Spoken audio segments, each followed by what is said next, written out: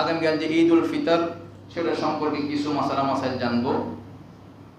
1 নম্বর কথা হচ্ছে, আজকে যে রাত আসবে ঈদ উল ফিতরের রাত, এটা লাইলাতুল ঈদুল ফিতর বলা হয়। এই ঈদ উল ফিতরের রাত্রে সারা রাত ইবাদত বন্দি করার হাদিস আছে, কারণ এটা একটা লাইলাতুল কদরের রাতের মতো রাত। বছরে 5 রাতের মধ্যে অন্যতম একটি রাত হচ্ছে আজকের রাত, যেটা আসতেছে।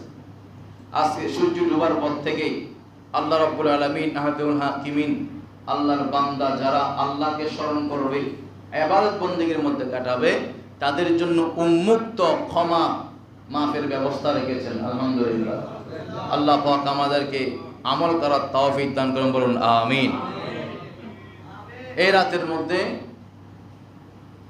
কোনো ধরনের শরীয়ত বিরোধী কাজ আমরা যাতে না করি, আনন্দ উল্লাস উদযাপন করতে গিয়ে যাতে আমাদের মাধ্যমে এই রাতের বেহুরমতি না হয়।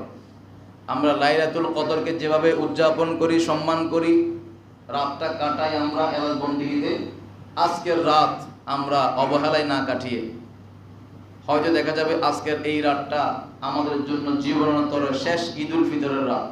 আল্লাহ পাক রব্বুল আলামিন আহকামুল হাকিমিন এই ঈদ উল ফিতরের রাত্রে অসংখ্য মানুষকে মাফ করে দেন। আল্লাহ আমাদের নামগুলো যাতে ওই ক্ষমা প্রাপ্ত ব্যক্তিদের মধ্যে অন্তর্ভুক্ত হয়ে যায়, জোরে বলি আমিন। আগামীকাল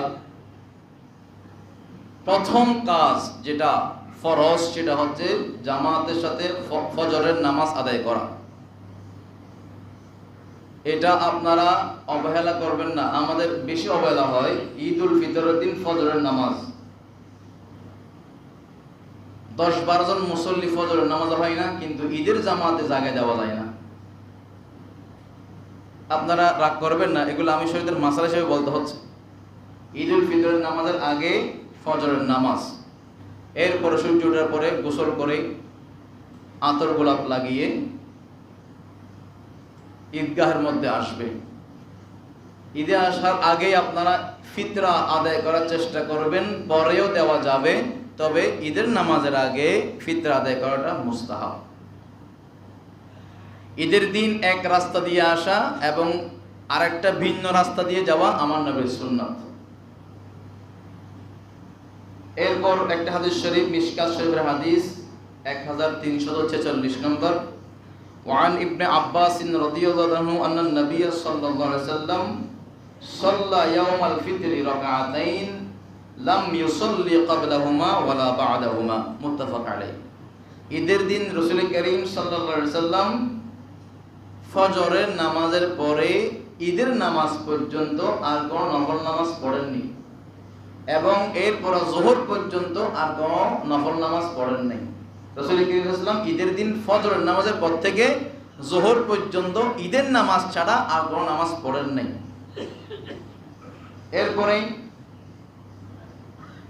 ওয়ান আনাস ইবনে মালিক রাদিয়াল্লাহু আনহু قال كان رسول الله সবাই বলুন সাল্লাল্লাহু আলাইহি ওয়াসাল্লাম لا يغدو يوم الفطر حتى يأكل التمرات অথবা সামারাতিন ওয়ায়াকুলহুন্না ফিতরা, বুখারী শরীফের হাদিস।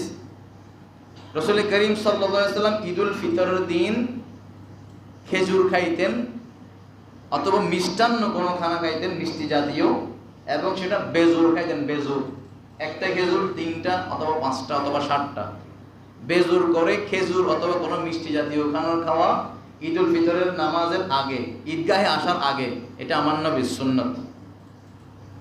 وعن جابر رضي الله عنه قال كان النبي صلى الله عليه وسلم إذا كان يوم عيد خالف الطريق, বুখারী শরীফ হাদিস। তাও ঈদের দিন আমার নবী রাস্তা ভিন্ন করতেন, মানে এক রাস্তা দিয়ে আসতেন, অন্য রাস্তা দিয়ে যাইতেন। কেন?